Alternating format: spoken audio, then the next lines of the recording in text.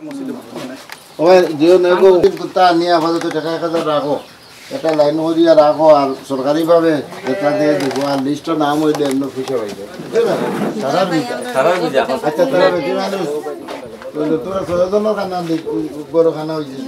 হ্যাঁ ওইগো সারা বিতো বাইনা করে মানে ইমেটি আমার জো পাতাই হইছে তোর বই 500 দেই আর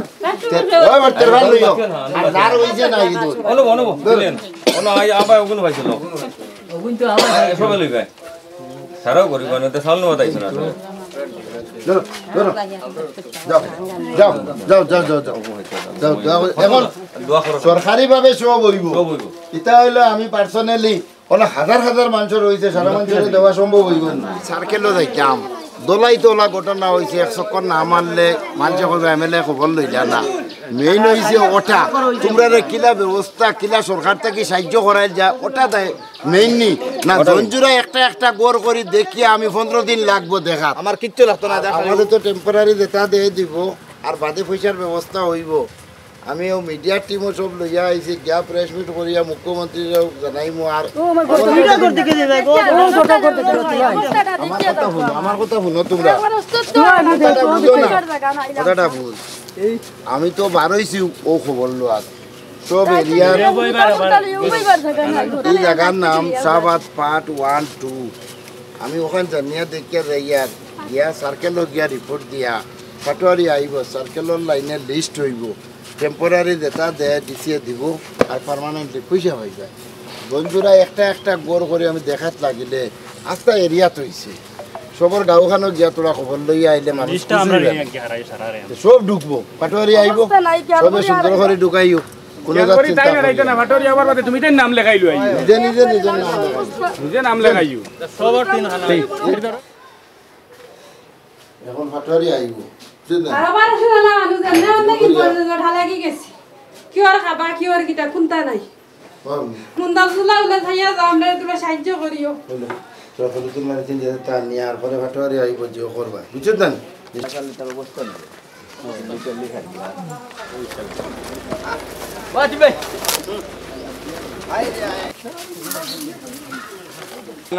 আমি যদি জঞ্জুরা দেখি যে 10 মাস লাগবো তোমার খবর খাই আবার তো তোরা পলিথিন দিওয়ালা তোরা ও করব না ওখান তো কই আর আও না তোরা আইলে কি ওই গো তো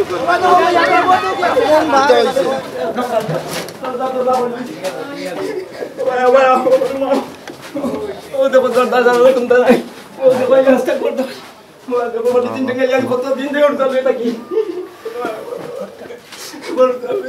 আস্তে করছে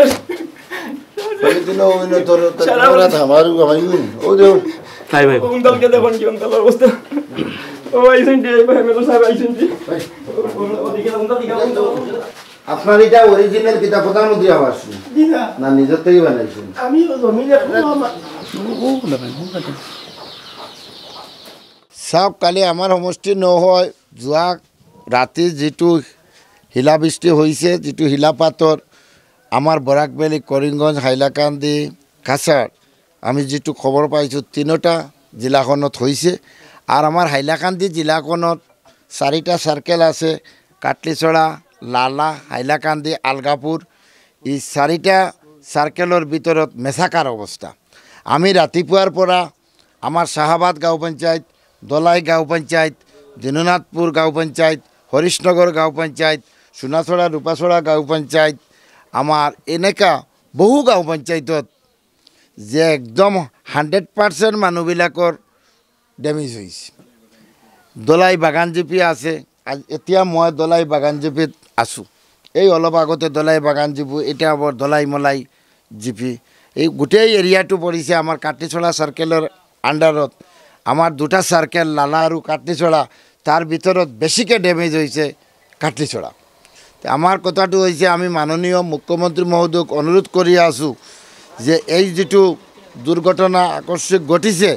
তাতে ৰাইজ একদম অসহায় নিৰুপায় যিমান তড়িঘড়ি হয় ডিজাস্টাৰ ম্যানেজমেন্টৰ পৰা এই ড্যামেজৰ ৰিপেয়াৰিংৰ কাৰণত কিবা এটা ব্যৱস্থা দিব লাগে আৰু টেম্পোৰাৰিভাবে আমি ৰাতিপুৱা ডিসিৰ লগতো কথা কৈছোঁ আপুনি জিলাধিপতিক কৈ এটা টেম্পোৰাৰী তেৰপাল পলিথিন যিবিলাক হয় একদম অসহায় নিৰুপায় গৰীব দুখীয়া মানুহবিলাকে বহুত কান্দাকান্দি কৰি আছে। আমি এতিয়া বহুত বিলজ্জত নিজে চক্কৰ মাৰি আহিছোঁ আৰু মাননীয় মুখ্যমন্ত্ৰীক অনুৰোধ কৰিছোঁ যে অসহায় মানুহবিলাকক যেনে তেনে এটা সুৰক্ষা দিব লাগে। আমাৰ ব্যক্তিগত চাওক ইমান হাজাৰ হাজাৰ নিৰুপায়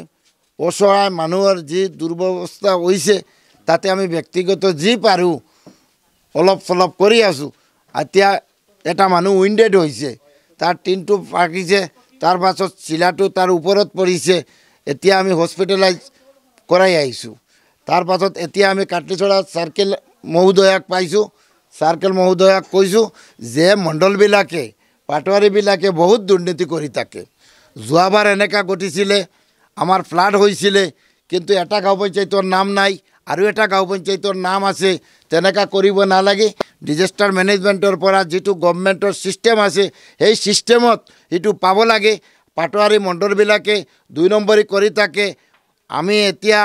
আমাৰ মুখ্যমন্ত্ৰীক অনুৰোধ কৰিছোঁ এইটো কৰা এটা ইনষ্ট্ৰাকশ্যন দিব লাগে। আৰু বহুত মানুহবিলাকে অলপ চলপ টিন নিজৰ পৰা ল'ব পাৰে, কিন্তু দোকানবিলাকে ৰেট হাই কৰি দিয়ে। সেইটোৰ কাৰণত দোকানবিলাকক কাৰণত এটা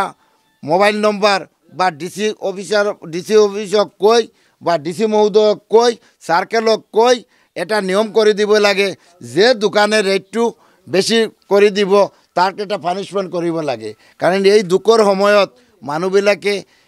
অলপ চলপ টিন নিজৰ পৰা যিটো খৰিদ কৰিব ৰেট যদি হাই কৰি দিয়ে তেনেহ'লে মানুহৰ এইবিলাক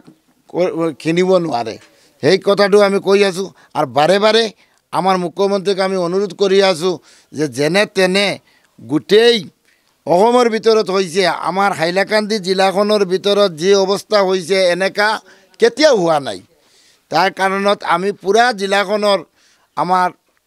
কথাটো কৈ আছোঁ। যি 4টা চাৰ্কেল আছে চাৰ্কেল অফিচৰ পৰা লিষ্ট কৰি যিমান তড়িঘড়ি হয় ক্ষতিপূৰণৰ ব্যৱস্থাটো কৰি দিব লাগে।